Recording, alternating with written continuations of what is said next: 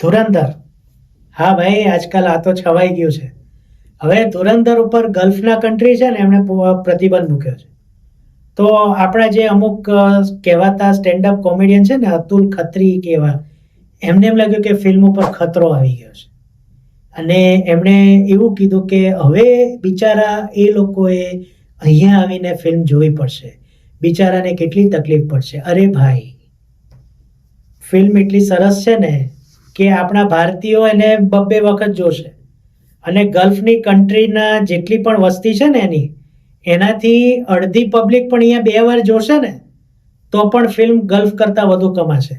પણ અભી તો રૂકો, સમાચાર એવા આવ્યા છે કે મુંબઈ, દિલ્હી અને આ વીકેન્ડમાં તો અમદાવાદમાં પણ રાતના મિડનાઇટ પછીના શોઝ થયા છે.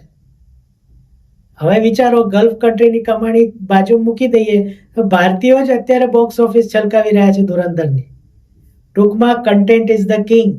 પ્રેઝન્ટેશન જરૂરી છે, માર્કેટિંગ સખત જરૂરી છે, પણ છેવટે લોકોને જે ગમ્યું એ જ ફિલ્મ ચાલશે.